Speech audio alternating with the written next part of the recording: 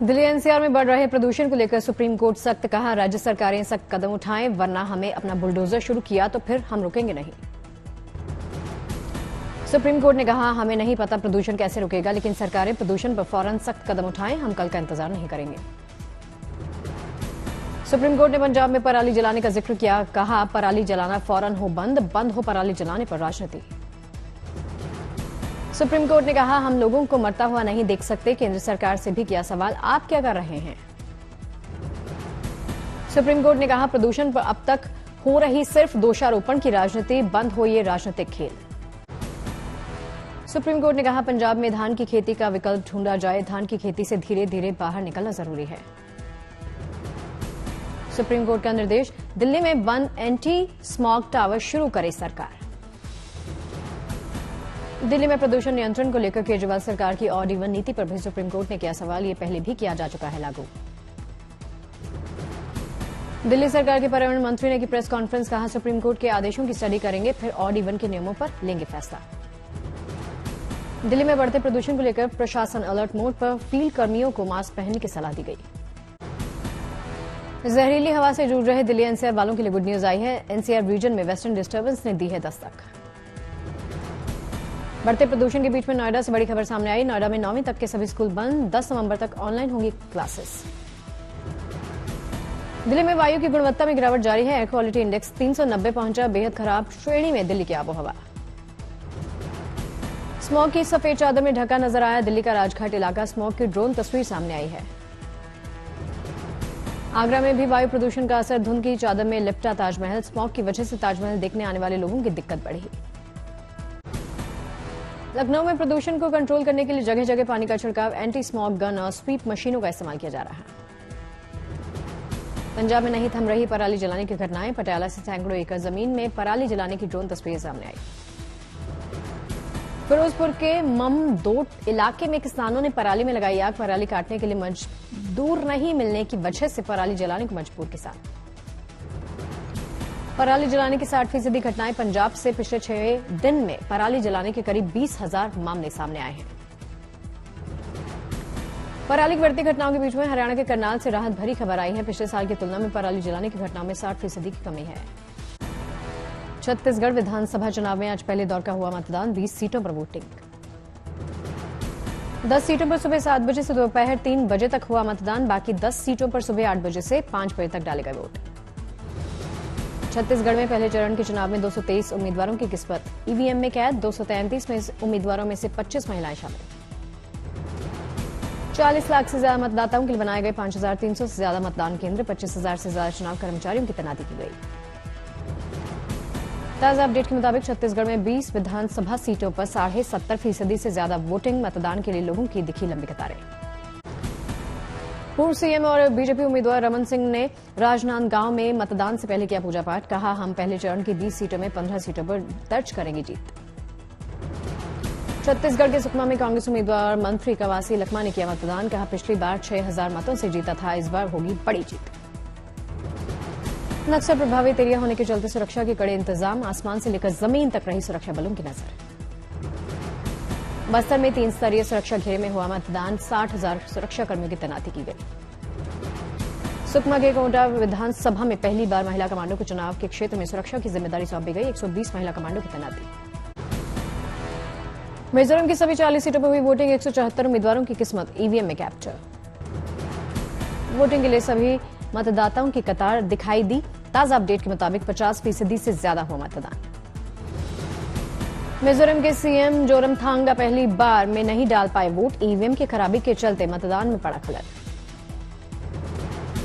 मिजोरम के सीएम जोरमथांगा ने कुछ देर बाद आकर किया मतदान, पहले ईवीएम की खराबी का जिक्र किया। कांग्रेस को 5 साल बाद सत्ता में वापसी की उम्मीद है, 3 दिसंबर को आएंगे नतीजे।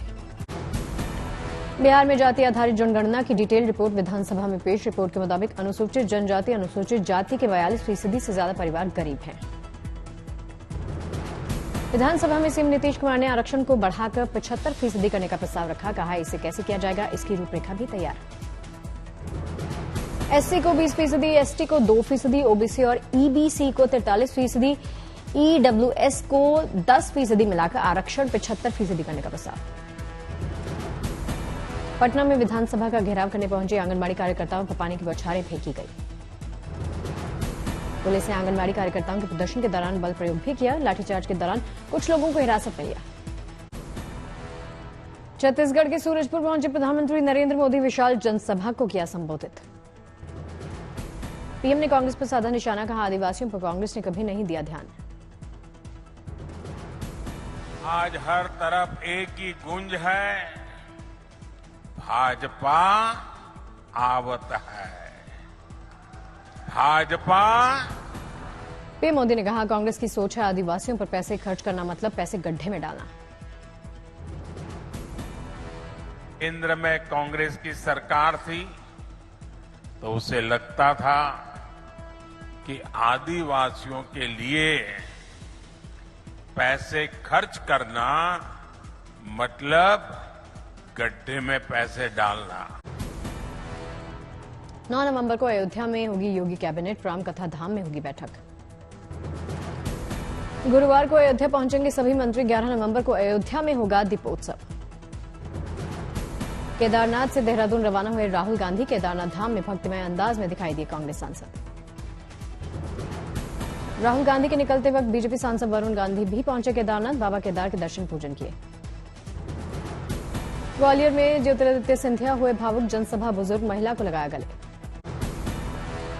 दिवाली पर यूपी सरकार की शानदार पहल, राज्य के सभी जिलों में एक साथ दीपावली मेले का आयोजन किया जाएगा।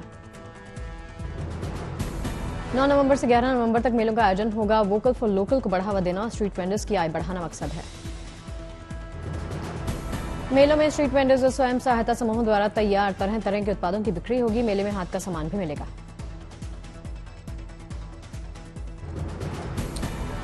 राजौरी में कौशल भारत कार्यक्रम के तहत युवाओं को दिया जा रहा व्यापार प्रशिक्षण, बड़ी संख्या में युवाओं ने लिया हिस्सा। यात्रा को लेकर टॉप 20 में शामिल हुआ दरभंगा हवाई अड्डा। 3 साल में 17 लाख यात्रियों ने किया हवाई सफर। बप्पा के दरबार में पहुंचे सीएम पुष्कर सिंह धामी। मुंबई के श्री सिद्धिविनायक गणपति मंदिर में की पूजा। मुजफ्फरपुर का मुस्लिम परिवार 7 पीढ़ी से बना दीपावली के लिए दिए। आस्था के महापर्व छठ के लिए बनाते हैं मिट्टी के हाथी। मिट्टी से दिया और मिट्टी के बर्तन बनाने में जुटे मुस्लिम परिवार दियों को दे रहे खास डिजाइन। दर्जनों मुस्लिम परिवारों को रहता है दीपावली और छठ महापर्व का इंतजार। दीपावली और छठ में होने वाली बिक्री से सालों भर चलता है इनका परिवार। सीआरपीएफ के डीजी सत्यपाल रावत ने अयोध्या में 27 एकड़ में बने कैंप का उद्घाटन किया। कहा सुरक्षा को लेकर किए जा रहे कड़े इंतजाम। दिवाली से पहले अयोध्या नगरी रंग बिरंगी रोशनी से गुलजार हुई। राम की पैड़ी पर लेजर शो का ट्रायल। सतरंगी रोशनी में अयोध्या की देखते ही बन रही रौनक। दीपोत्सव में मां सरयू की अविरल जल धारा भी आएगी रंग बिरंगी नजर। मुंबई में अक्षत कलश का भव्य हुआ स्वागत। मंदिर में की पूजा।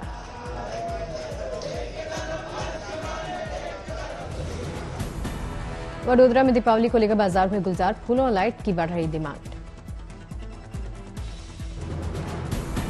तिरुवनंतपुरम में केरलियम फूड फेस्टिवल का आयोजन किया गया। खाने के लिए लगी लोगों की भीड़। सेलिंग चैंपियनशिप का आयोजन किया गया। युवाओं में काफी लोकप्रिय प्रतियोगिता। रांची में झारखंड के सीएम हेमंत सोरेन ने अबुआ बीर दिशोम अभियान का शुभारंभ किया है। श्रीनगर में प्राकृतिक रंगाई को बढ़ावा देने के मकसद से प्राकृतिक रंगाई कार्यशाला का आयोजन किया गया। प्राकृतिक रंग के बारे में बच्चों को जानकारी दी गई। करनाल के रतनगढ़ के बच्चों को सीएम खट्टर ने दी बड़ी सौगात। रतनगढ़ से प्रेमनगर तक शुरू की बस सेवा। जम्मू में केंद्रीय मंत्री डॉक्टर जितेंद्र सिंह ने बाल विज्ञान महोत्सव का उद्घाटन किया। बच्चों के द्वारा बनाई गई प्रदर्शनी देखी। कश्मीर घाटी से केसर उत्पादकों के लिए गुड न्यूज आई है। कश्मीर में केसर के उत्पादन में 30% की बढ़ोतरी दर्ज की गई। कश्मीर में केसर की खेती ला रही क्रांति। श्रीनगर समेत कई जिलों में बड़े स्तर पर स्थानीय लोग कर रहे केसर की खेती। कश्मीर में करीब 3700 हेक्टेयर भूमि पर होती है केसर की खेती। पंपोर और पुलवामा है केसर की खेती का मुख्य केंद्र। प्याज की बढ़ती कीमतों को रोकेगा खरीफ प्याज। नई फसल आने से लोगों को मिलेगी राहत। नई तकनीक से प्याज की फसल में नहीं लगेगा फंगस। मृदा अपरदन से भी होगा इसका बचाव। एशिया के सबसे बड़े स्लम धारावी के रीडेवलपमेंट प्रोजेक्ट के लिए अदानी ग्रुप निवेश को तैयार। 590 एकड़ जमीन के विकास के लिए 12,000 करोड़ की रकम से होगी शुरुआत।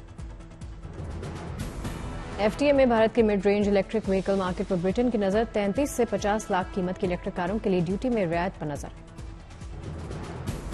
वाउचर्स और गिफ्ट कार्ड्स पर जीएसटी में छूट देने पर सरकार विचार कर रही। कंपनियां और रिटेलर्स अपने प्रोडक्ट्स के लिए जारी करते हैं वाउचर्स और गिफ्ट कार्ड्स। जीटीटीसीआई की सालाना मीटिंग में वैश्विक व्यापार को बढ़ावा देने पर दिया गया जोर। दिल्ली में ग्लोबल डिप्लोमेसी को बढ़ावा देने के मकसद से 45 से ज्यादा राजदूत और राजनयिक को सम्मानित किया गया। नौकरी बदलने वाले आईटी कर्मचारियों की सैलरी हाइक पिछले साल से घटकर आधी हुई। पिछले साल के 40% के मुकाबले 18 से 22% ज्यादा मिल रही नई कंपनी में सैलरी।